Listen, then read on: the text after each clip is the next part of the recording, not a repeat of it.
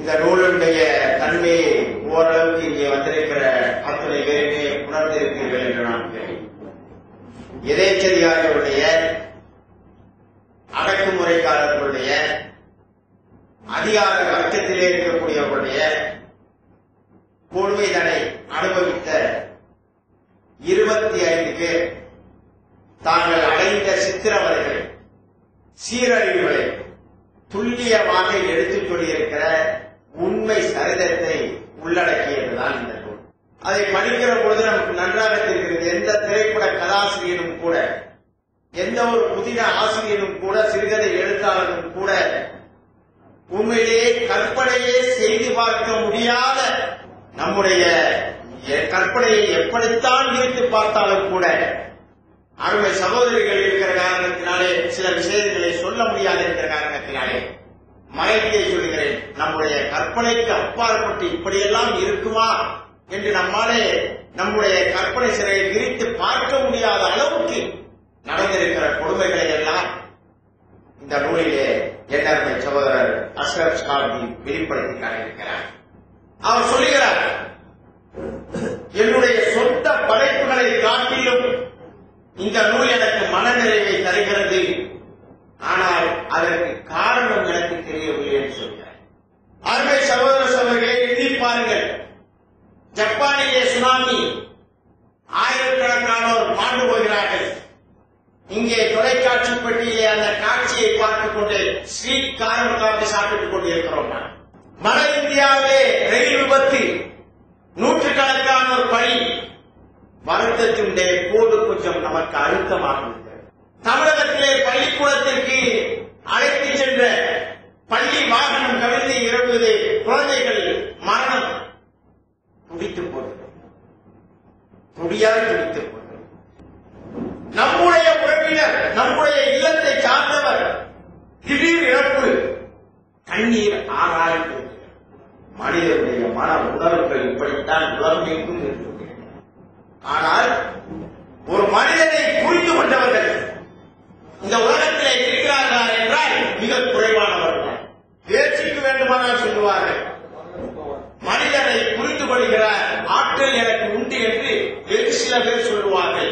ஆனால் உண்மையிலே புரிந்திருக்கிறார்களா என்றால் இல்லை.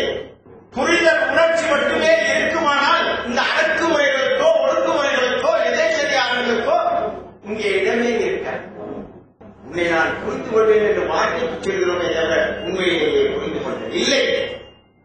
எப்பொழுது புரிந்து கொண்டல் நடக்கும்? நெப்போலியன் கடைசியாக ரஷ்யாவின் மீது படையெடுத்தான். அங்கே இருக்கிற குளிரை தன்னுடைய திட்டத்தை நினைத்து பார்க்காமல் மாவீரன் நெப்போலியன் ரஷ்யாவுடைய குளிரை பொருட்படுத்தாமல் படையெடுத்த போது அந்த குளிருக்கு பழக்கப்பட்டு போன அந்த ரஷ்ய வீரர்களினாலே துரத்தப்பட்டு நெப்போலியனுடைய வீரர்கள் துரத்தப்பட்டு ஓடிக்கொண்டிருக்கிறார்கள்.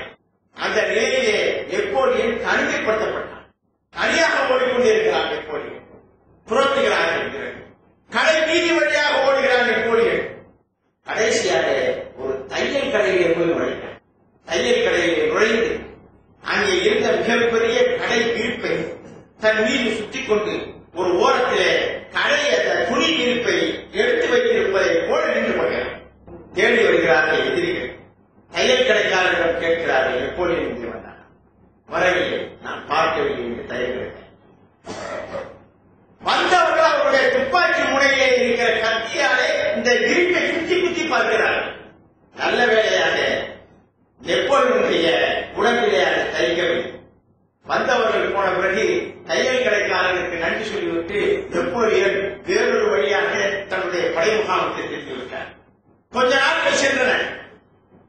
அந்த தையல் கடைக்காரருக்கு நன்றி சொல்வதற்காக அதை அழைத்து வாருங்கள் என்று ஆட்களை அனுப்பி அழைப்பித்தான். நெகிழ்ந்து போனார் தையல் கடைக்காரர்.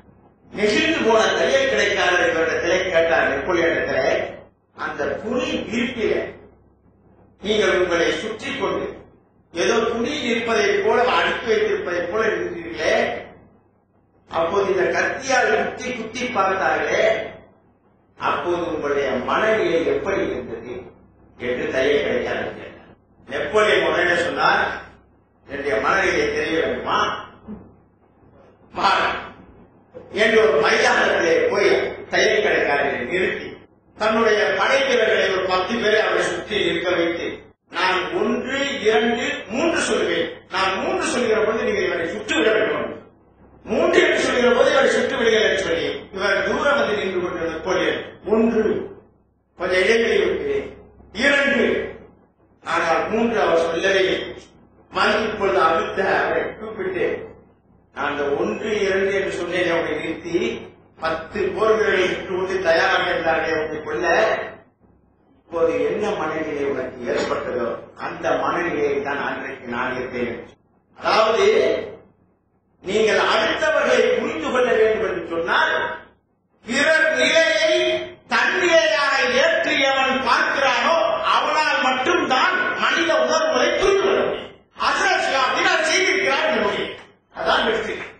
பிறர் நிலையை தன்னுடைய நிலையாக்கி இந்த உலகத்திலே நடந்த பல நாடுகளிலும் நடந்த அடக்குமுறைகளை அப்படியே அனுபவித்தவனால் எழுதுகிற போது இந்த ஒரு குடம் கண்ணீரை எழுதி நம்மை கண்ணீர் கடலிலே தவிக்க வைத்திருக்கிறார். இன்னும் சொல்ல போனால் அவர் அந்த அளவுக்கு வருத்தப்பட்டார் என்று சொன்னால் காரணம் இருக்கிறது. ஒன்று, அஸ்ரப் சிராஜின் இலக்கிய வியாபாரி இல்லை, இலக்கிய வியாபாரி இல்லை, உண்மையான இலக்கியவாதி, இலக்கியம் ஆனவர். இன்னொரு காரணம் இது எழுதப்பட்டது ஏன் இந்த அளவுக்கு உணர்ச்சியை கொட்டி பார்க்கிறவர்களுடைய கண்களில் எல்லாம் வழிகிற நீரை கட்டுப்படுத்த முடியாத ஒரு சூழலை உருவாக்கி இருக்க முடிகிறது என்று சொன்னால் தன்னுடைய தாய்மான் சையது சர்ஃபுதீனை காத்தான்குடி பள்ளிவாசலிலே வைத்து தீவிரவாதிகள் குண்டுகளால் துளைத்தார்களே, அந்த காட்சியை மனதிலே வைத்து பார்த்தார்.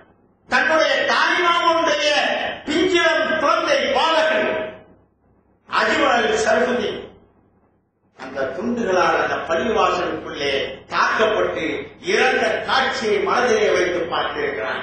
அதுதான் இந்த புத்தகத்தின் வெற்றி. காரணம் தெரியவில்லை என்று புலம்புகிறார் என்று சொன்னால் உணர்ச்சியுடைய எல்லையிலே அமைந்திருக்கிறார்.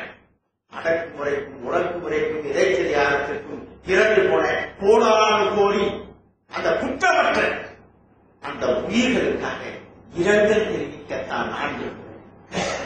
இன்னும் சொல்ல போனால் இறந்த